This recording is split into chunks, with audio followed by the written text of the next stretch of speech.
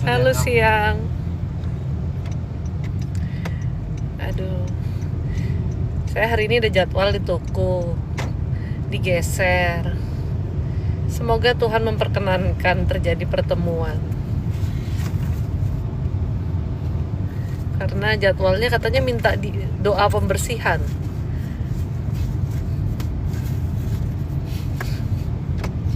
Manusia tuh mau enak bener ya, dibersihin sekali, didoain, kirain langsung bersih gitu. Mandi aja tiap hari.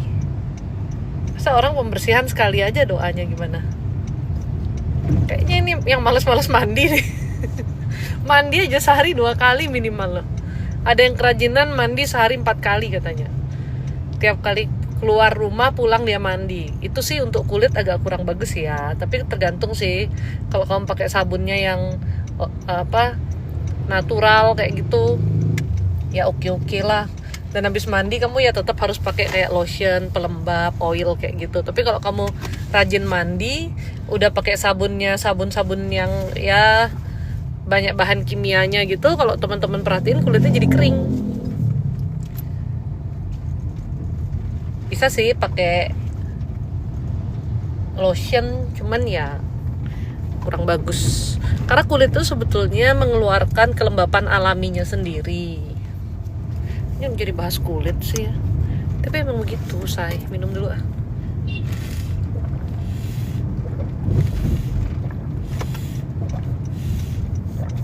Nah, kalau kamu pembersihan diri aja setiap hari, kamu ngerasa ketika kamu keluar rumah, kamu pulang kotor, ada virus dan lain sebagainya, maka doa pembersihan itu juga gak bisa sekali. Apalagi hanya mengharapkan Cece yang membersihkan kamu. Ibarat Cece mandiin kamu gitu ya. Gak bisa, say. Emang harus kamu yang membersihkan dirimu sendiri ya. Nih tuh, lihat kelakuannya tuh. Kalau nggak gandengan tangan, pokoknya ada aja tuh tangan suami saya tuh. Selalu, nggak diem itu tangan kalau lagi menyetir itu ya. Terlalu rempong dia. Kemana Ci? Ini lagi on the way ke toko. Oh, Kucil. Aduh, Kucil bener-bener Pi. Dia tiap muncul ya. Cece, Kucil pusing katanya. Cil udah, kita udahin aja deh live-nya ini Cil ya. Cece juga ikut pusing tiba-tiba Cil sama kamu. Kayak bule romantis lu sis. Kok bule aja yang romantis? Semua orang tuh yang penuh cinta kasih tuh romantis. Kalau bule tuh dia mengekspresikan diri, tuh percaya diri dia. Daripada pusing sama ART Ceh. Ngapain lu? Tiap hari pusingin ART. Gak punya pacar, yang dipusingin pembantu. Pusing banget. Heran banget sama Kucil. Gak mau deh berteman sama Kucil ya, bener gak jadi deh. Kucil, ribet banget kamu tuh. Chinese jarang loh, jujur aja. Iya, mungkin karena orang Chinese tuh kan kaku gitu biasanya ya. Pikirannya duit mulu sih orang Chinese. Baru-baru sempat relax pegangan tangan. Tangannya mau ngitung duit mulu soalnya. Tapi ini serius deh ya. Kalau kalian itu yang minta jadwal, berharap ketemu untuk doa pembersihan, terus berharap sekali didoain bersih tuh ya, itu sebetulnya hanya harapan kalian aja, tau nggak? Gak ada orang doa pembersihan sekali bersih, orang doa pelepasan tuh sekali bersih. Aduh, hidup di jalan Tuhan selama-lamanya baru bisa bersih, ya kan? Heran aku sama kamu tuh. Semuanya mau instan aja. Indomie aja kalah instannya sama kamu. Tahu nggak? Kalau kita ikut Tuhan sama ikut iblis itu ada bedanya. Ketika kita dijebak oleh iblis ya, ada sih orang dengan kesadaran penuh dia menjerumuskan diri ke jalan iblis ya. Tapi kebanyakan kita itu nggak sadar kalau kita salah jalan. Ya, jadi saya bilangnya dijebak oleh iblis. Kalau kita mau membuat ikatan dengan iblis, itu tidak perlu ada kesadaran dari diri kita. Gak perlu aware bahwa kita sedang membuat ikatan, iblis sudah akan mengikat kita. Itu yang pertama. Kita tidak perlu kayak melakukan sesuatu dengan effort, nggak perlu. Kamu nggak perlu sadar, nggak perlu dengan keinginanmu, nggak perlu dengan niatmu untuk mengikatkan diri, itu nggak perlu. Karena iblis akan langsung mengikatkan kamu tanpa sadar, bahkan kamu ditipu, dibisik-bisikin nih, udahlah, kamu mungkin sekarang lagi krisis keuangan ya, dibisik-bisikin coba kamu ke dukun cari penglaris gitu ya, lalu kamu ke dukun gitu, atau ada yang kasih ke kamu, oh tokomu sepi ya, ini saya kasih ke kamu nih, ini ya, gantung depan pintu ya, nanti tokomu jadi rame, kayak gitu-gitu. Tanpa kesadaran ketika kamu terima saja sudah terjadi ikatan, walau bukan kamu yang mencari. Ada lagi yang gini, saya nemenin teman saya ke dukun. Ini dukun yang lagi nonton ngamuk nih ntar lagi nih. Nggak bisa. Ya, saya nemenin teman saya ke dukun. Itu pun tanpa sadar Anda sudah membuat ikatan. Jadi cara kerja iblis itu memang kan iblis penipu, tipu daya ya. Anda percaya hal yang melenceng dari jalan Tuhan saja, Anda sudah membuat ikatan. Contoh, oh saya percaya kalau saya nanti naruh air di bawah sinar bulan, di bawah terik matahari, nanti kalau di bawah terik matahari airnya jadi panas ya. Tapi kalau di bawah sinar bulan, nggak tahu deh airnya bisa jadi kenapa. Cuman itu melenceng dari jalan Tuhan, dan sudah pasti itu membuat ikatan ya. Tapi kalau dengan Tuhan itu tidak main tipu-tipu. Tuhan itu tidak pernah bohong sama kita. Tuhan itu selalu terbuka. Tuhan itu jujur. Tuhan itu transparan. Jadi harus ada keinginan dari diri kita, niat dari diri kita, kemauan dari diri kita, dan kesadaran dari diri kita untuk kita ikut Tuhan ya. Ini ada iblis yang gak terima karena saya menyalahkan iblis, bahwa iblis tukang goda. Katanya iblis cuman goda kita, tergantung kitanya. Ada betulnya, tapi kebanyakan tidak. Manusia itu goblok Pak, bodoh. Tidak menyadari bahwa kita sedang ditipu, karena kita selalu merasa benar, ego. Jadi gampang sekali ditipu iblis ya. Memang bodohnya kita juga sih. Mereka mengklaim energi dari bulan C. Ya cuman Sailor Moon aja yang pakai bulan. Dan kekuatan bulan akan menghukummu. Iya, itu hanya Sailor Moon sayangnya, sama Tuxedo bertopeng ya. Tolong deh ya. Ya, jangan gila-gila. Sama saya jangan pakai kekuatan bulan ya. Aduh, bingung aku sama kamu. Sensei ya kali ya. Orangnya belum datang nih kayaknya nih, puji Tuhan. Jadi kalau ikut Tuhan itu, yang Tuhan butuhkan adalah kesadaran kita, keinginan kita, niat kita, kesungguhan kita untuk ikut Tuhan. Tuhan gak pakai tipu-tipu, gak tiba-tiba kamu dijerumuskan ke jalan Tuhan gitu, gak ada ceritanya. Dijerumuskan ke jalan Tuhan. Sebentar. Ngagetin. Bye-bye. Aku jemput kamu. Yuk. Belum datang orang.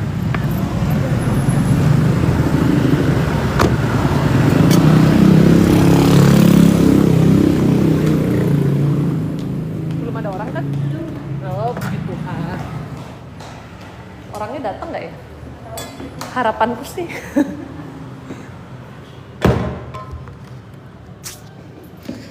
Tuxedo lagi nyetir.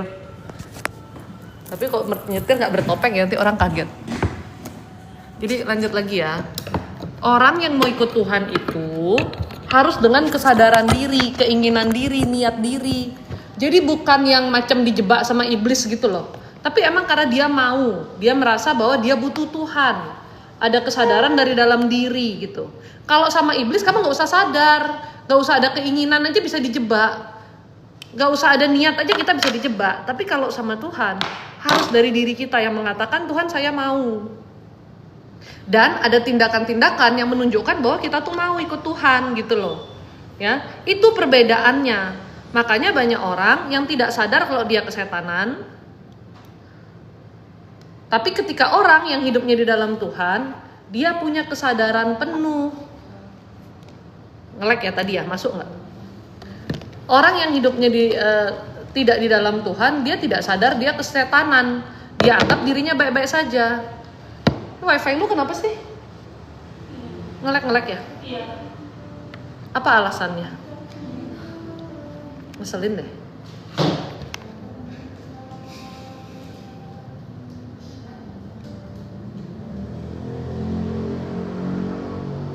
Ini lancar nggak sih? Atau ngelek? Hah? Ngelek ya? Iya, biasa ngelek ya. Enggak, bukan ini kenapa wifi-nya ngelek. Oh, di sini lancar. Soalnya di sini merah, agak gila ini ya.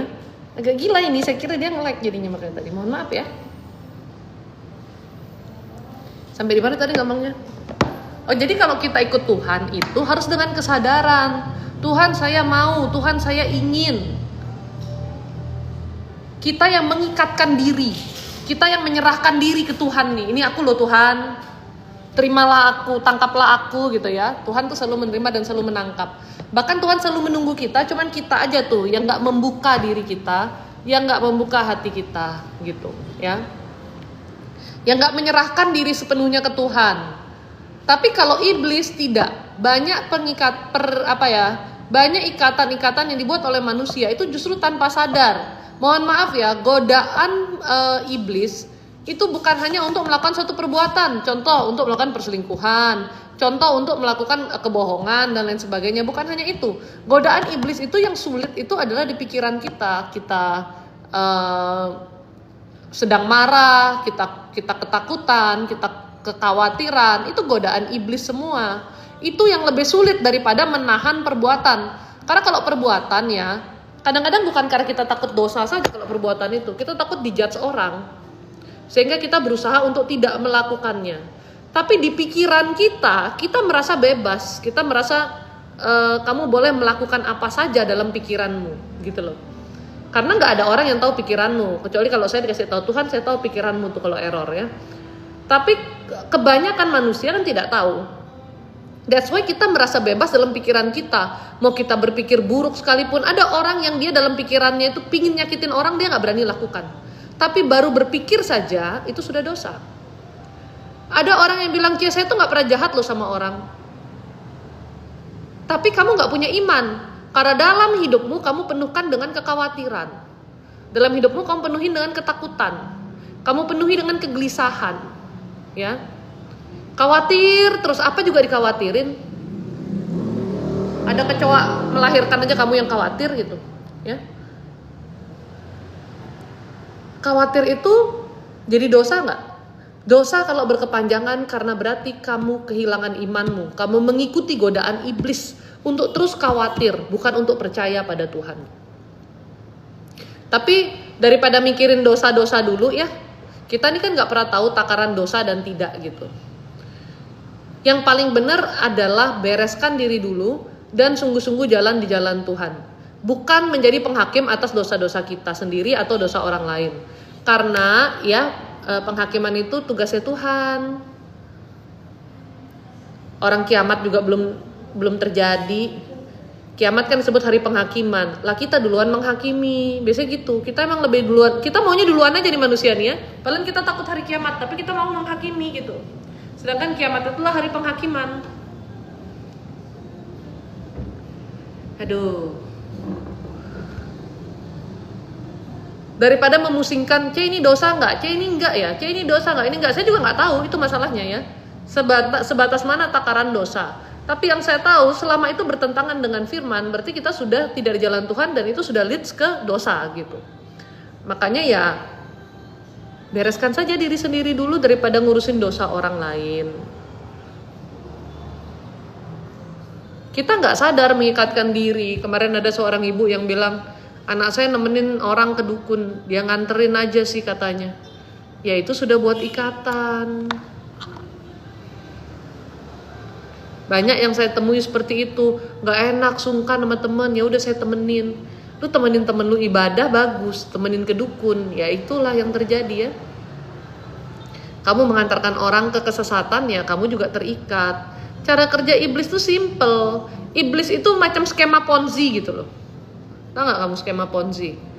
Yang kelihatannya kayak ngasih kenikmatan, keuntungan di depan sehingga orang-orang berbondong-bondong kayak scam robot trading dulu tuh loh. Kan kesannya kayak berbondong-bondong enak banget gitu ya.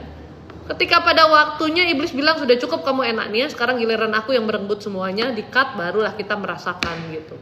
Tapi kalau sama Tuhan itu memang ya seperti kamu tuh bekerja aja tiap hari, rutin kamu dapatkan berkat dari Tuhan gitu. Tapi nggak ada diputusnya, karena kerjanya itu kamu itu kerja seumur hidup gitu. Selama kamu di jalan Tuhan. Ada orang yang mau cepet mau kaya ya udah skema Ponzi. Ada teman saya dulu bilang yang penting kita tahu kapan waktunya out, kapan waktunya out. Iya betul, kamu tahu kapan waktunya out, cuannya kamu dapat, dimaki orang juga kamu dapat gitu loh. Karena kalau dia yang di atas kan dia ini, dia ngajak banyak orang kan gitu. Jadi ikut iblis tuh seperti skema Ponzi. Cuman kalau ikut Tuhan itu beda. Sebentar ya, saya masih kerja. Nanti Ania Mbak.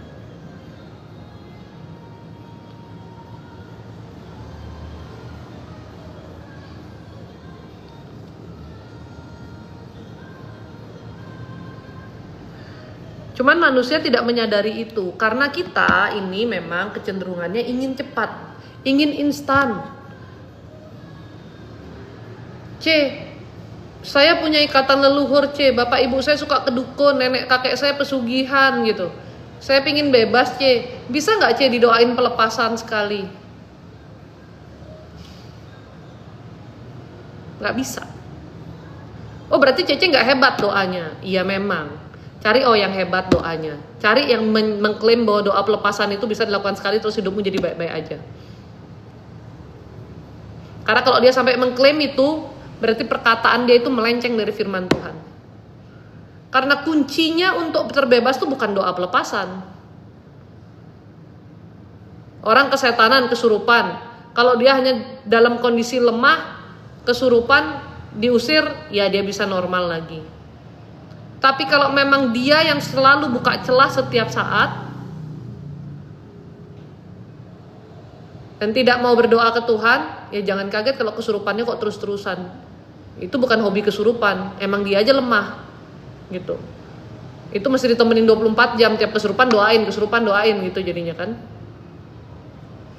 Tidak ada yang namanya dilepaskan dari ikatan seperti itu hanya sekali doa. Kalau kayak gitu enak banget semua manusia, silakan semuanya nanti berbuat yang seenaknya aja.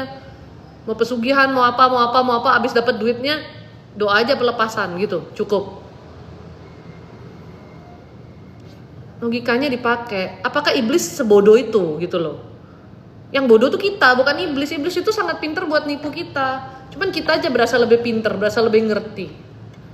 Coba kalau ada orang sekali doa pelepasan cukup, terus hidupnya udah bener-bener jadi lurus nggak tuh?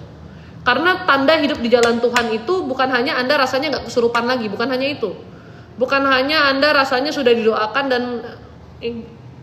dan ini apa namanya? Ada gangguan yang berkurang. Tapi tandanya adalah Anda diliputi damai sejahtera setiap saat dan ada perubahan dari perbuatan Anda. Karena tidak mungkin kalau mindset Anda berubah, perbuatan Anda tidak berubah.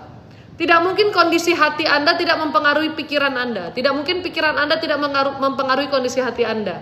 Dan kedua hal ini tidak mungkin tidak mempengaruhi perbuatan Anda. Jadi kalau ada orang yang bilang dia sudah bertobat, tapi perbuatannya kagak ada tobat-tobatnya, masih ruwet aja, uring-uringan aja, stres aja, harus dicek lagi. Dan kalau ada orang yang bilang dia sudah hidup di jalan Tuhan tapi dia tidak pernah bersyukur dan menikmati berkat Tuhan, berarti ada yang salah. Karena semua orang yang hidup di jalan Tuhan pasti menikmati berkat Tuhan, bukan dalam rupa materi saja. Ya. Tolong kalau ngomong berkat tuh stop berpikir tentang materi ya. Kalau Anda berpikir tentang dunia, kemarin saya sudah kasih tahu ayatnya ya, bahwa penguasa-penguasa dunia ini ya roh-roh jahat. Ketika pikiran Anda selalu tentang berkat itu uang, materi dunia, berarti Anda mintanya sama iblis saja. Karena ketika Tuhan memberikan berkat itu, berkatnya itu melingkupi segala sesuatu. Keluargamu baik-baik saja, berkat damai sejahtera, berkat ketenangan, dijauhkan dari masalah-masalah ya, dicukupi dan diberlimpahkan itu dalam segala hal. Secara materi mungkin orang lihat kok kayaknya kerjaannya biasa-biasa aja, hidupnya biasa-biasa aja, tapi nggak pernah kurang, ada aja terus. Nggak pernah sulit. Di fase orang lain kelaparan, dia tetap dikasih berkat makanan. Di fase orang lain kaya raya jedeng-jedeng, dia juga ikut kok menikmati, karena dia masih bisa makan, bisa membeli apa yang dia inginkan. Itu loh, kalau hidup di dalam Tuhan ada kestabilan. Karena yang bisa menopang dan menjaga itu hanya Tuhan. Stabil hidup dalam Tuhan tuh. Berhubung saya bukan orang yang suka hidup rock and roll ya, nggak tahu mungkin ada orang yang suka hidup rock and roll penuh resiko gitu kan. Nah saya bukan yang seperti itu karakternya. Saya nggak suka resiko. Jadi kalau saya tahu kira-kira depan saya bakal nyemplung, ya cari jalan lain. Kalau saya tahu kira-kira ini lebih banyak masalahnya, saya akan muter, nggak mau lewat situ gitu. Itu saya. Saya bukan aliran ekstrim yang gas saja dulu. Nanti urusan nanti, bukan begitu. Karena kita sudah dikasih akal budi sama Tuhan, berpikir panjang. Kalau sudah tahu segala sesuatu itu kan ada ininya ya, apa ya? Ada sebab, ada akibat gitu. Dan dalam perjalanannya ada hal-hal yang sudah bisa kita pikirkan nih kurang lebih begini. Walaupun tidak pasti. Saya tidak menyukai resiko terlalu tinggi yang bisa mengacaukan saya, ya. Apapun itu, handphone saya aja saya asuransiin. Mahal loh bayar asuransi handphone, ya kan? Karena saya tahu ini sekali jatuh langsung rusak. Emang sih ada garansi, cuman harus repot klaim. Saya beli baru saya asuransiin. Toko asuransi, rumah asuransi, barang-barang stok diasuransikan, semua saya asuransiin. Tujuannya apa? Ngirim barang pun ya, kalau misalnya kami pengiriman ke Jakarta apa kita asuransikan, ya. Apapun yang bisa ada penanggung resikonya saya berikan ke penanggung resiko itu. Kalau saya kan tidak sanggup menanggung semuanya. Kayak dalam hidup yang bisa menanggung hidup saya adalah Tuhan.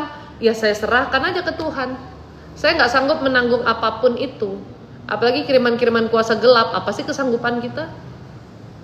Cuman orang-orang yang kagak tahu bahwa dalam hidup itu ada risiko, orang-orang yang tidak hikmat dan bijaksana pasti hidupnya jalannya ngaco aja. Suka-suka dia. Anda jangan lupa sekali lagi, iblis itu pandai sekali menipu. Dia tahu manusia tuh hawa nafsunya tinggi. Dan dia tahu manusia tuh bodoh. Jadi segala tipuan itu tempatnya iblis. Jangan ngerasa kita lebih pintar daripada iblis. Iblis itu si paling pandai berpura-pura dan menipu. Ada orang didoain yang katanya udah lepas puasa gelapnya. Dulu dia tuh dukun gitu. Belajar perdukunan puluhan tahun. Udah lepas kuasa gelapnya, sekarang jadi pendoa. Saya ketemu kita aja mengkeret. Mengkeret dalam artian apa? Dia ada rasa gak nyaman, gak enak, rasa takut gitu loh.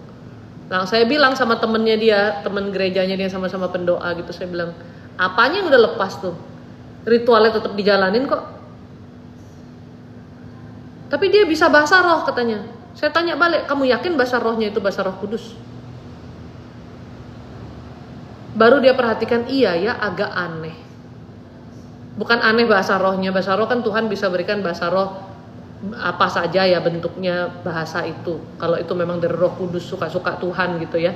Tapi perbuatannya, tingkah lakunya. Dan pernah satu momen didoakan tiba-tiba dia berubah jadi macan. Saya bilang kalau orang udah lepas kuasa gelapnya kagak jadi macan. Lah kamu dipenuhi Roh Kudus nih, udah lepas nih kuasa gelapnya. Masa didoain sempat-sempatnya Roh Kudus berubah jadi macan? Ya nggak mungkin dong. Ya kamu tenang, kamu ikut berdoa gitu. Ada orang berdoa, kamu ikut berdoa. Kok ini jadi macan ceritanya gimana dah nggak ngerti kayak di lantai loh. Dari situ aja lu kan sudah tahu. Lagi pula apakah segampang itu? Kalau orang yang nggak mau bertobat di jalan Tuhan. Inti dari hidup Anda ini bukan Anda harus cari orang yang bisa mendoakan Anda, tapi Anda yang bertobat, berdoa sama Tuhan. Masa gitu nggak understand sih? Saya bukan keberatan mendoakan ya, karena saya juga kalau emang tugasnya doain, saya akan doain. Makanya kalau Anda nonton live kemarin saya bilang bahwa saya itu antara saya pembuka jalan awalmu supaya bebanmu sedikit terangkat dulu, terus kamu lebih plong, udah lebih tahu arah, tinggal kamu menjalaninya gimana.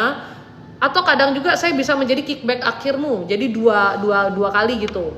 Kayak sama Kyucing, kayak gitu-gitu. Kayak sama Kristanti, teman-teman yang udah lulus lah ya dari masalahnya mereka yang kemarin gitu ya.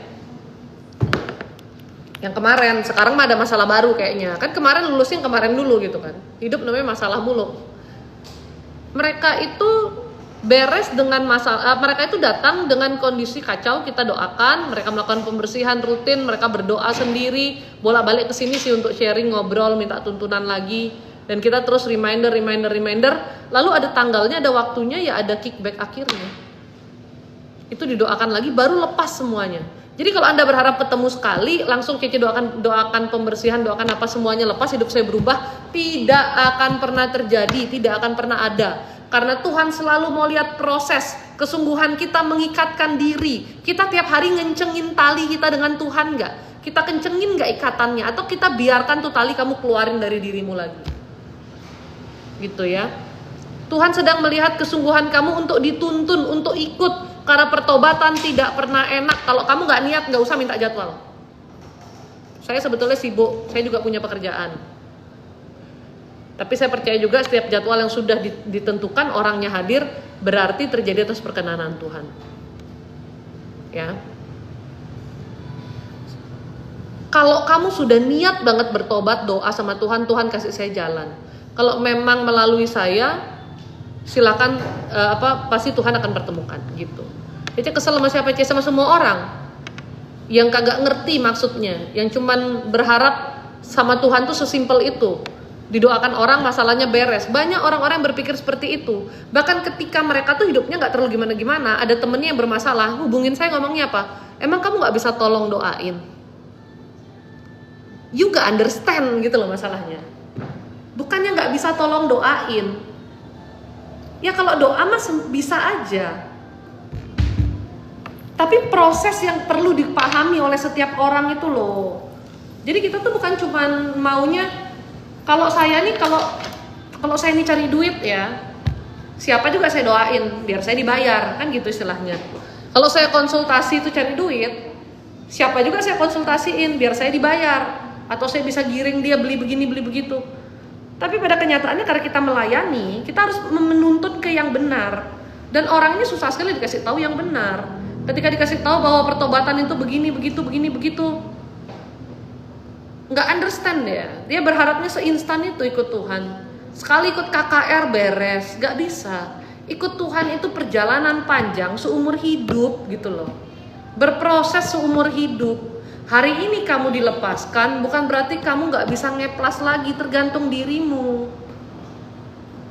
Gemes. Kalau gitu ikut Tuhan susah dong, Ce. Ya, ada proses yang sedikit menyulitkan, tapi sebetulnya tidak sulit. Kalau buat saya ya, justru lebih sulit nggak punya Tuhan. Setidaknya bersama Tuhan pasti ada jalan keluar, ada kedamaian, ada pertolongan. Nggak sama Tuhan, ditipu iblis terus, disesatin terus. Manusianya nggak sadar lagi ditipu, walaupun katanya tadi pinter-pinter kan, tapi nggak sadar. Kamu jangan kira orang-orang yang ditipu iblis itu sadar dengan perbuatannya, nggak sadar. Ya. Hidup itu emang begitu, say. Makanya saya sering bilang sama Bu Ame, coba aja manusia ini nggak merasa pinter, rasanya mungkin pasti lebih gampang untuk mendekatkan diri ke Tuhan. Masalahnya kita semua merasa pinter. Akhirnya saking pinternya kita ditipu iblis terus, nggak ada juntrungannya kita. Di hadapan Tuhan bukannya rendah hati, tapi kayak ngerasa udah paling ngerti. Hidupku begini, hidupku begitu. Kenapa Tuhan perbuat ini sama hidupku? Kenapa Tuhan izinkan ini terjadi dalam hidupku?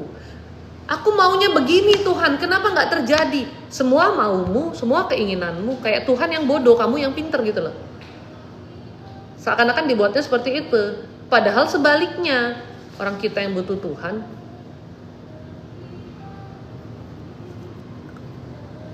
Kalau kata Kak Gem sampai sini paham? Kita yang mau ngatur Tuhan, padahal sejatinya kita yang harus tunduk. Emang kita bosi banget jadi manusia tuh. Paling gaya kita tuh. Gaya tapi error gitu loh. Kalau aduh kacau. Ada lagi yang dikasih tahu nanti bandel. Tapi buktinya orang lain, tapi gini ya sayang ya. Kalau hari ini kita melakukan sesuatu yang buruk, menentang kehendak Tuhan, memang tidak selalu langsung jeger ke sambar listrik, ke sambar petir gitu, detik itu juga hukumannya. Memang tidak seperti itu. Kenapa? Bukan Tuhan membuat kamu numpuk dosa, bukan. Tuhan sedang memberi kamu kesempatan memperbaiki dirimu. Karena Tuhan tuh bukan tipenya begitu kamu salah langkah langsung kayak di apa tuh namanya Squid Game ya. Yang game-game itu ya. Ya, begitu kamu melakukan satu aja kesalahan langsung kamu udah dut tuh di situ tuh. Kalau di Squid Game kan, udah males saya mau nonton Squid Game yang terakhir tuh. Ceritanya ngeselin kayaknya udah banyak spoilernya kan, saya udah nggak mau nonton. Suami saya nonton. Pokoknya kalau main di Squid Game kan gitu. Ini cara mainnya begini, ada satu kesalahan mati kamu gitu kan. Langsung antara kamu jatuh lah, kesorong lah, apalah gitu kan. Hukumannya itu adalah dut gitu. Kekalahanmu ketika kamu nggak berhasil di satu permainan mati. Tuhan itu bukan yang seperti itu. Karena Tuhan tuh penuh kasih. Oh kamu salah, ya udah coba benerin lagi nih. Benerin lagi. Nah, kita ini nggak sadar dikasih kesempatan berkali-kalinya itu kita nggak sadar. Kita pikir lah dia berbuat buruk aja Tuhan biarkan. Padahal bukan Tuhan biarkan. Tuhan beri kesempatan untuk kita itu memperbaiki. Setidaknya supaya hukuman dari perbuatan yang salah itu nanti berkurang karena kamu sudah berubah, sudah memperbaiki. Tapi ada firman yang menyatakan bahwa hidup itu hukum tabur dan tuai. Apa yang kau tabur itu pula yang kau tuai. Itu tidak mungkin bisa digeser. Namanya sudah firman Tuhan, itu ya dan amin. Dahulu, sekarang, selama-lamanya sampai kiamat. Jadi jangan pikir orang itu sekarang kok fine-fine aja. Kamu tidak pernah melihat ke dalamnya orang itu. Hidup itu tidak bisa lihat dari kulit luarnya. Orang kalau lihat Cece mungkin dikira hidupnya udah tenang, santai, ya kan? Bangun jam 7 antar anak, pulang santai nge-gym, habis nge-gym mandi, siap-siap makan, ada kerjaan harus konsul baru pergi, kalau enggak diam di rumah jalan-jalan sama anak sama suami. Orang udah lihat dari luar, enak banget hidupnya. Jam doa saya mereka nggak tahu. Hal-hal yang harus saya tanggung mereka tidak tahu karena nggak usah diceritain. Ya sudah kamu lihat aja enaknya. Ya, ada orang yang dilihat dari luar, dia tuh kaya banget loh, kaya banget loh, tahu-tahu saldo rekeningnya menangis. Karena kau nggak pernah bisa ngecek sampai saldo rekeningnya kecuali kau pegawai bank BI ya, mau melakukan BI checking bisa. Hutangnya kamu nggak tahu. Kamu lihat dia sama suaminya di luar mesra, di rumah ternyata suaminya KDRT. You nggak pernah tahu kehidupan orang secara detail sampai kamu ikut tinggal bersama mereka. Itu aja mungkin masih belum tahu banget. Betul? Coba kamu tanya tetanggamu yang kamu sering ngobrol aja, atau sahabatmu, apakah kamu yakin kamu tahu 100% tentang kehidupan mereka? Oh ternyata sahabatku tuh loh sekarang aku baru tahu loh ada kata-kata aku baru tahu loh karena you memang tidak pernah tahu seluruh kehidupan orang. Yang terlihat hanya dari luar. Dia enak ya, rumahnya gede ya. Kamu nggak tahu rumahnya itu masih KPR, tiap bulan dia stres menangis mau bayar tuh rumah, kan kamu nggak tahu juga ya. Kamu selalu melihat dari luar. Enak dia hidupnya sempurna, punya anak gini gitu, padahal dia korupsi loh Kamu nggak tahu nanti apa yang akan terjadi, kamu juga tidak pernah tahu. Hari ini kelihatannya baik-baik saja, dia sedang menikmati apa yang iblis tipu dia, kecoh dia dan dia ikut gitu. Tapi nanti saya berani jamin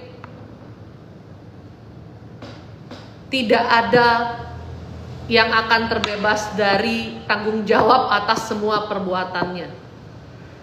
Bukan cuma di akhirat, di dunia pun Anda mempertanggungjawabkan.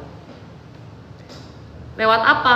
Ketenangan batin, masalah demi masalah. Orang kalau punya masalah nggak bikin pengumuman, bapak-bapak, ibu-ibu, ya. Orang kalau punya masalah nggak bikin pengumuman di sosial media, kecuali dia terpaksa atau ada orang yang menjadikan masalahnya itu sumber duit, ya kan? Atau dia emang sengaja bikin masalah kalau kayak gitu. Orang yang kalau punya masalah sebenarnya mereka kan berusaha menutupi. Kamu lihat sosial media, orang kebanyakan posting itu mereka liburan, holiday, jalan-jalan, makan enak, mereka melakukan aktivitas-aktivitas yang cool, yang keren gitu. Supaya apa? Dipandang orang hidupnya cool, keren, hidupnya enak, hidupnya asik. Karena kalau zaman sekarang itu orang yang kelihatannya cool, keren, hidupnya enak, hidupnya asik, derajatnya naik di mata manusia. Ya, kalau kamu postingnya cuma lagi makan bakso di pinggir jalan, nggak cool, nggak dingin lu, panas baksonya tuh kata Guston tuh, nggak dingin katanya.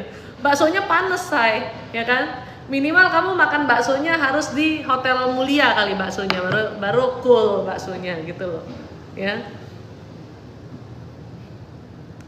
Jadi kalau orang bilang dia hidupnya baik-baik saja, itu saya selalu mau ketawa.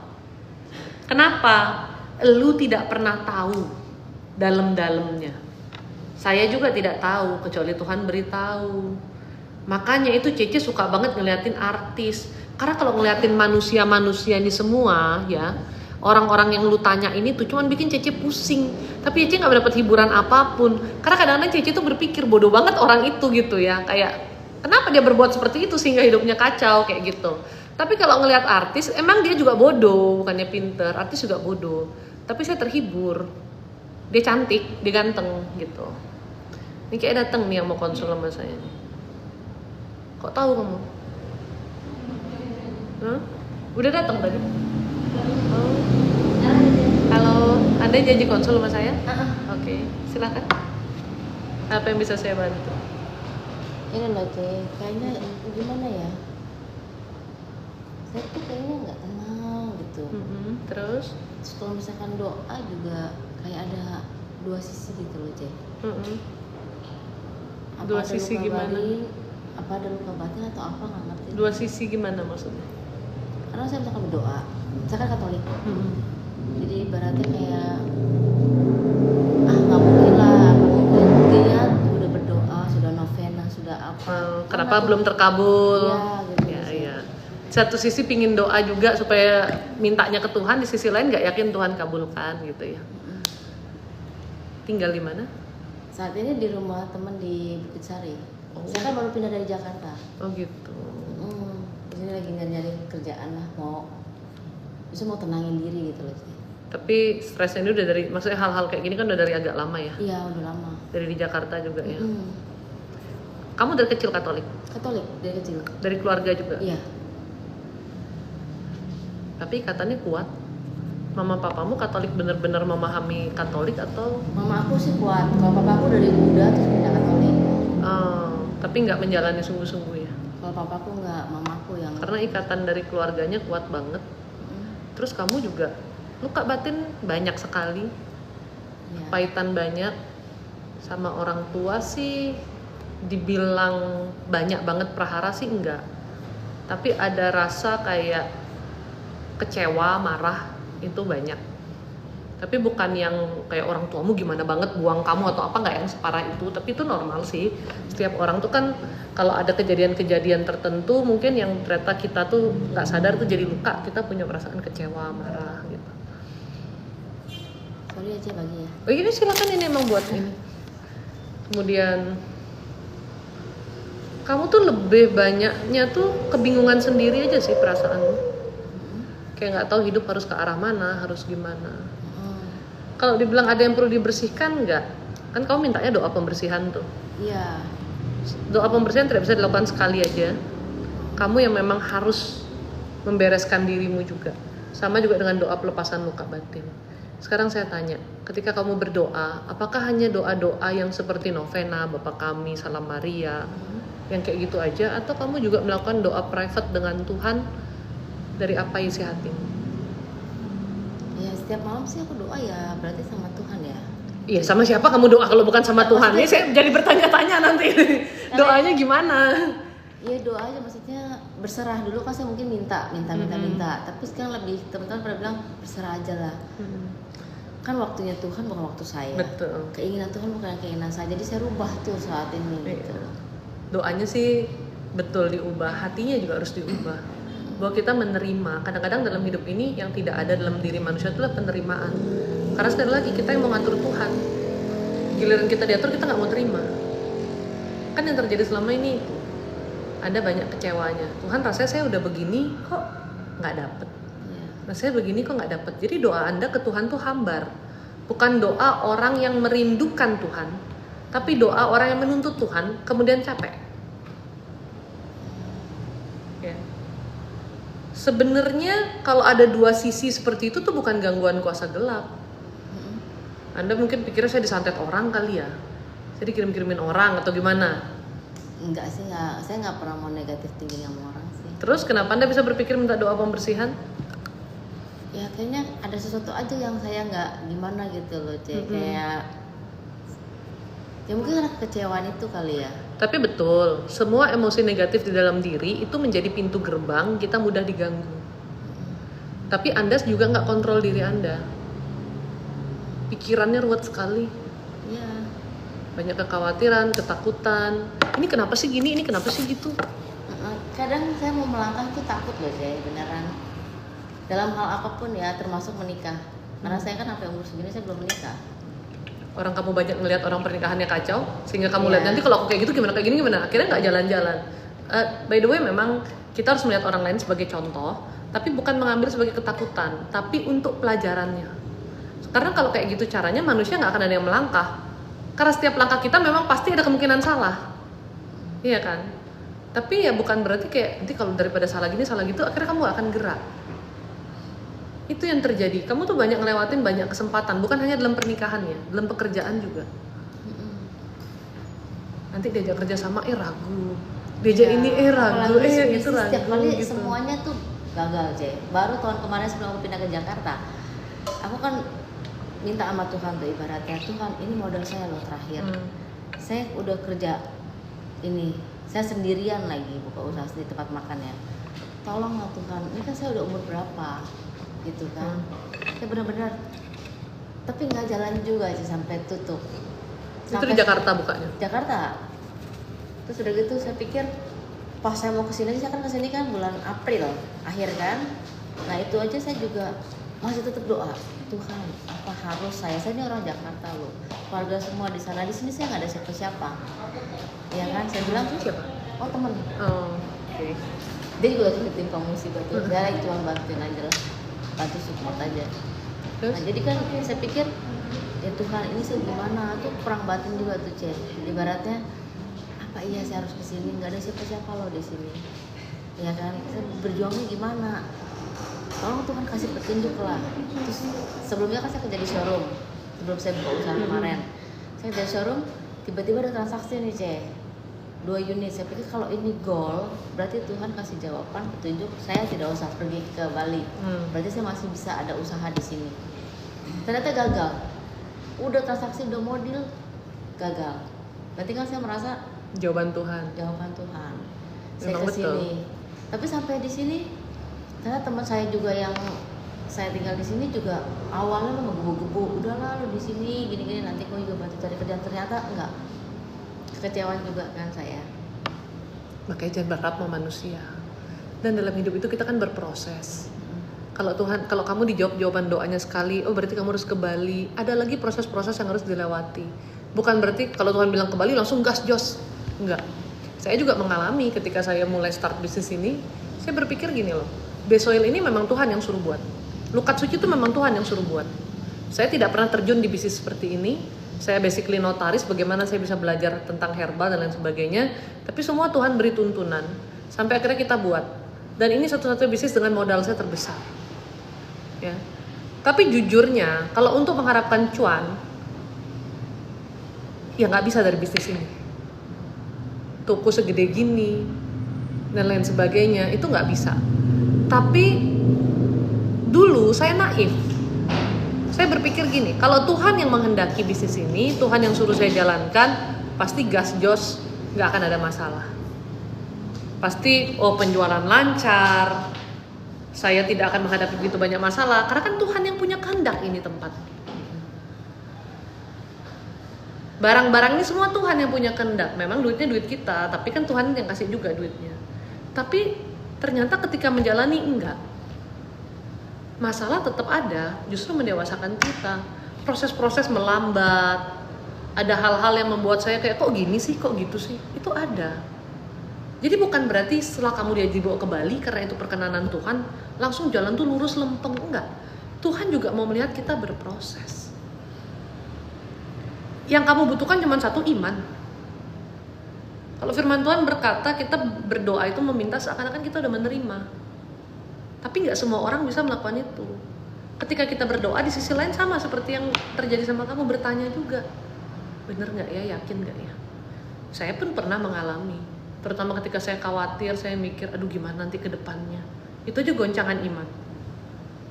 Karena ada beberapa penggambaran yang saya lihat tentang kondisi sekitar gitu kan ke depannya. Gimana hidup kita nanti ke depannya, itu aja goncangan iman. Tapi saya kembali lagi remind ke diri saya, nggak boleh. Tuhan itu pasti tetap menjaga, pasti tetap menuntun, pasti tetap bimbing. Selama kita berharap. Bagaimana berharap tapi ragu? Kan nggak bisa. Kamu terlalu banyak mengandalkan diri sendiri. Bukan karena ada gangguan apapun. Manusia kalau udah bisa kontrol ininya, terkoneksi ke hati, susah juga dipengaruhi oleh kuasa gelap. Yang kamu khawatirin kan keuangan, itu nomor 1. Nomor 2 memang tidak tahu ke depan ini arah hidupmu tuh mau bagaimana, mau ngapain aja nggak tahu gitu. Jalan mana yang harus saya tempuh apa nggak tahu. Kan itu. Jadi nggak ada ruangan privasi. Boleh kalau mau konsultasi di atas. Karena ini sebenarnya toko emang dulu saya nggak buat untuk konsultasi. Maunya emang dulu saya pikir hanya untuk jual herbal kan. Jadi apa aja sih namanya? Kalau yang buat Tapi melukat kalau, itu, hah? yang buat melukat itu sih Oh, katanya yang mandi. iya garam biasa, garam itu. Itu kan hanya untuk bikin kamu tenang, bisa doa lebih fokus. Sekarang kamu doakan template. Template maksudnya gimana sih? Template itu doa yang kamu tuh kayak sudah biasa kamu doakan, tapi nggak dari hati. Contohnya makanya saya sering bilang sama orang, doa Bapa kami, bagus doa Bapa kami, tapi kamu doanya itu nggak sungguh-sungguh memahami dan nggak dari hati. Coba kalau orang doa Bapa kami di surga, dimuliakan namamu, datanglah kerajaanmu. Paham nggak sih maksudnya doa Bapa kami itu doa yang sangat indah. Dan sebetulnya kalau kita sudah bisa mendoakan doa Bapa kami dari hati dan memahami itu dan agree, setuju dengan doa itu sudah mencakup keseluruhan doa. Sama seperti teman-teman yang muslim ketika mereka sholat itu sebetulnya rangkaian doa yang sangat indah, mengingatkan kita dari awal kita kelahiran sampai kita punya kematian, semua itu terikat pada Tuhan, mengajarkan kita keberserahan, penundukan, semua adalah rangkaian sholat itu. Tapi sama seperti orang Katolik membaca doa Bapa kami tanpa makna, melakukan sholat hanya gerak tubuh saja tanpa makna. Kalau kedua hal ini dilakukan dengan sungguh-sungguh, sebetulnya pasti langsung damai dan tenang. Itu maksud saya doa template. Kita hanya lakukan geraknya. Anda mau private di atas? Kita naik ke atas nih. Angel, nyalain dulu AC di atas sebentar. Panas banget. Soalnya aku orangnya rada introvert, jadi kalau yang itu nggak bisa sih. Iya. Tunggu sebentar nyalain AC-nya ya.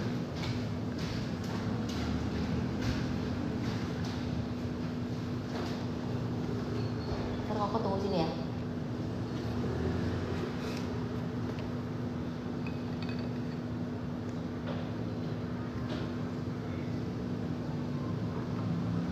Ke gereja mana di sini? Yesus Gembala yang baik. Yesus Gembala baik di itu ya. Pokoknya dekat, saya kan di Sari 2 itu sih, jadi deket sih cuma 5 menit. Kadang ada perumahan ya, itu perumahan deh. Deket Citraland ya.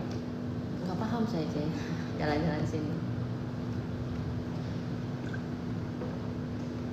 Baru soalnya ya.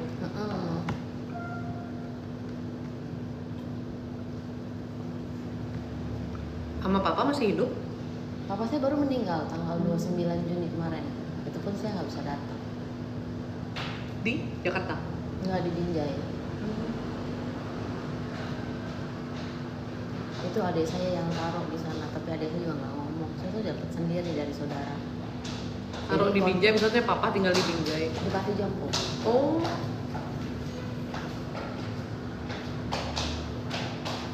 Jadi papa mama pisah gitu? Enggak, mama saya udah meninggal 2013. Oh.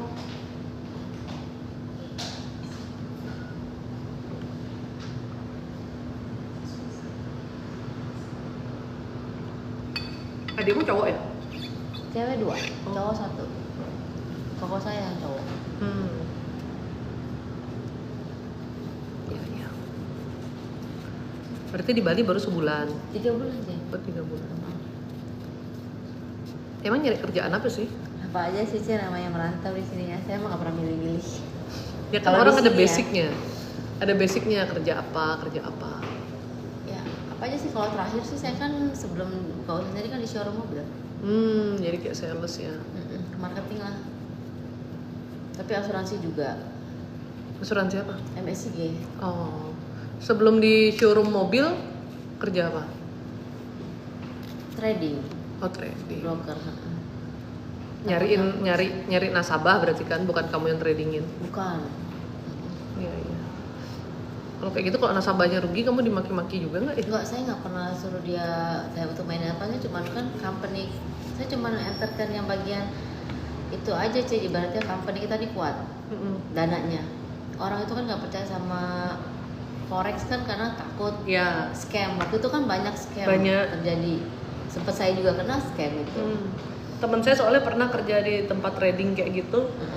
Dia tuh kayak setiap kali nasabahnya transaksi dia dapet tuh, Emang iya. ya kan?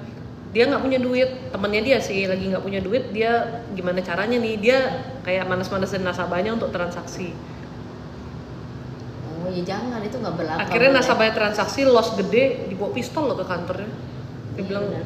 kamu yang giniin saya kan mungkin orang udah stres juga ya.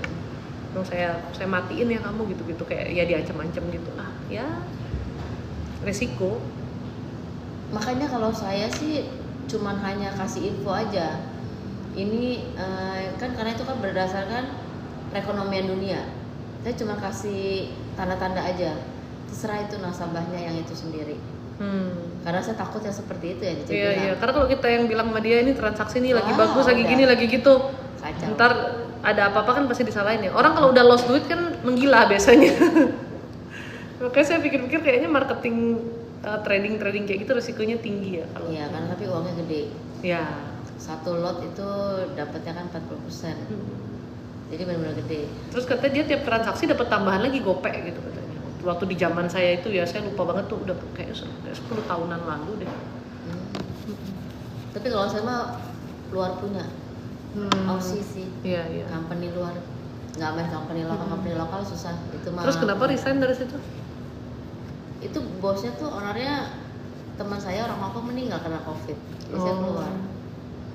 Tapi company-nya masih ada kan? Masih, tapi sekarang udah katanya dijual ke orang Singapura deh. Nah terus kenapa Dia kamu pegang. keluar kalau company-nya masih ada? Ya itulah sih, kadang-kadang aku tuh terlalu banyak disakitin juga sama temennya. Tapi kan aku orangnya kan nggak bales. Jadi aku lebih milih udah keluar aja. Emang nggak boleh bales, tapi juga nggak boleh dipendem terus. Serba salah ya jadi manusia ya. Nah, itu dia. Ngebales nggak boleh, mendem nggak boleh. Ya secara teorinya sih gampang, disakiti orang ya kita mengampuni. Ya mengampuninya itu yang sulit. Karena kalau semua orang udah bisa mengampuni, surganya penuh nanti. Sedangkan firman Tuhan berkata jalan ke surga sempit, ya kan? Karena ya itu kembali lagi, mengampuni itu sulit. Ya makanya saya pilih keluar karena udah tuh mulai saya di blok kerjaan ini jadi kayak dipersulit. Jadi saya lebih baik ya sudah keluar. Pas dia meninggal, kalau dia nggak meninggal sih ya. Mungkin biasa perusahaan kayak gitu, kalau ganti manajemen kepemilikan. Enggak, ini masih orang yang sama. Oh, orang yang sama. Orang sama. Kirain pegawai-pegawai lama kan pasti kan di Enggak, change itu semuanya. mereka kan merasa waktu itu ya mereka seger sama saya karena kan teman saya itu ownernya. Saya dimasukin sama dia tuh udah banyak tuh yang ibaratnya yang saya sih juga merasa ini orang kayak cuman, tapi saya kan nggak mau negatif thinking sama orang. Ya dia baik, ya mungkin dia minta tolong dong, bilang sama bos nih, big boss kan kita bilangnya ada second boss, big boss dong, ini kantor nih butuh ini karena buat keperluan ini. Oke, saya penyampaian, karena kalau mereka nyampaikan kan kadang-kadang orang luar kan nggak usah lah, inilah itulah banyak komplain. Kalau aku saya ngomong kan mereka, dia bos bisa, ya sudah oke lah, jalanin lah demi company. Lagian karaktermu emang agak ceplas-ceplos. Iya, Cuman kalau sini juga kelihatan. tampangnya kali sih. Kamu ya kalau kata orang tuh mukanya ada subtitle-nya mungkin ya itu kayak nggak bisa nutupin gitu loh.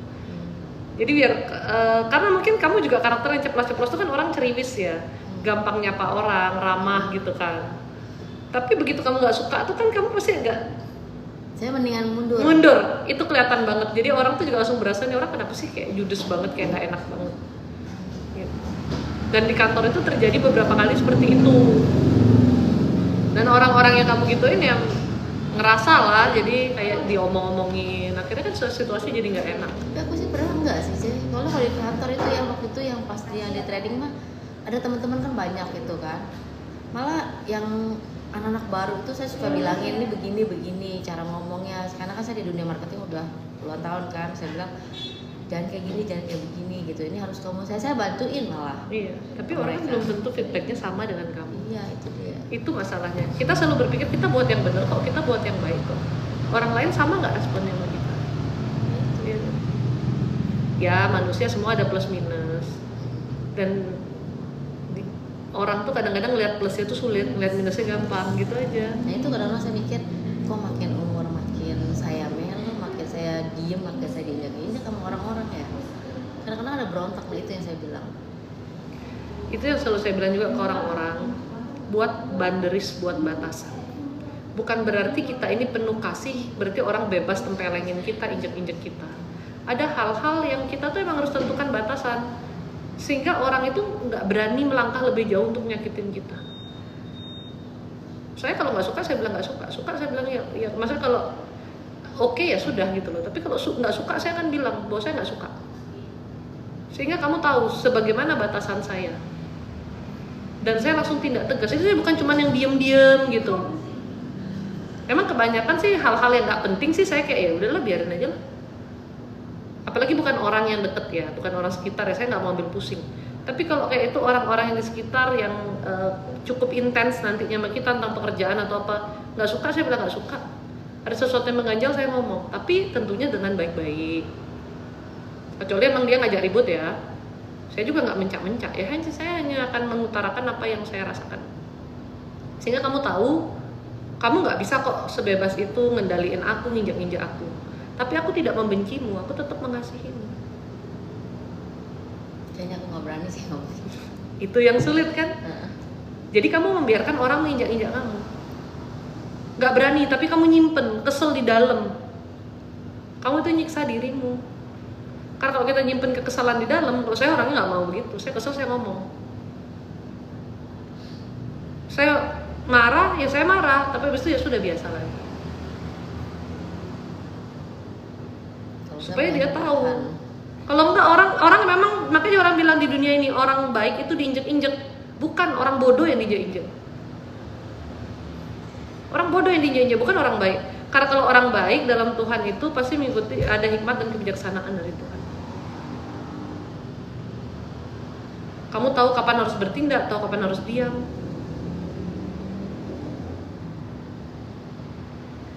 Tapi kalau bodoh pasti diinjek-injek. Kita bodoh, kita nyiksa diri kita. Pelan firman Tuhan aja berkata, kasihlah sesamamu seperti engkau mengasihi dirimu. Kamu takut nyakitin orang lain, tapi kamu biarin, aku aja deh yang sakit. Nah itu. Daripada aku ngomong sama dia, ya nggak enak ya. Aku pendem aja deh biar aku yang terluka, ya kan? Itulah, makanya kalau di gereja cuma disuruh makanya sama sesama mengasihi. Percontohannya Tuhan Yesus lagi. Padahal itu konteksnya berbeda. Benar-benar kita harus mengasihi seperti Tuhan Yesus, selalu mengampuni sama orang yang miskin papa, sama semua orang dia menerima, gak membanding-bandingkan. Tapi bahkan ketika Tuhan Yesus diserang sama orang-orang Farisi, tentara-tentara Romawi, dia memang tidak serang secara fisik, tapi dia nyaut juga. Ada kalanya langsung pergi meninggalkan kerumunan. Coba baca firman-Nya benar. Ketika dikepung, dia pergi meninggalkan kerumunan sehingga nggak bisa ditangkap. Ada kalanya dia nyautin juga tuh ahli-ahli Taurat itu, sampai mereka udah nggak bisa nyaut lagi karena udah kalah ilmu gitu, ya kan? Jadi bukan yang cuman diem nggak berdaya diinjek-injek, nggak gitu konsepnya. Itu konsep manusia sendiri yang salah. Karena apa? Kamu takut. Mungkin udah kebanyakan pergumulan hidup tuh yang saya banyak gak terima. Jadi lebih udahlah, lebih aja. Kamu tuh udah capek. Iya. Hidupku kayak banyak masalahnya aja. Aku ngelawan tambah masalah lagi. gitu kan ya, manusiawi. Tapi karakter juga kali. Enggak kok, tapi dulu kamu juga frontal kok. Iya dulu ya. Sampai akhirnya kamu lelah kayaknya. Mm-mm. Dulu frontal kok. Ada apa kamu berani ngomong? Ya mungkin keadaan kali. Keadaan udah stres, udah tertekan, udah gak sempat mau marah lagi. Iya. Udah pusing, kayak kita naik ke atas biar gak buang-buang waktu.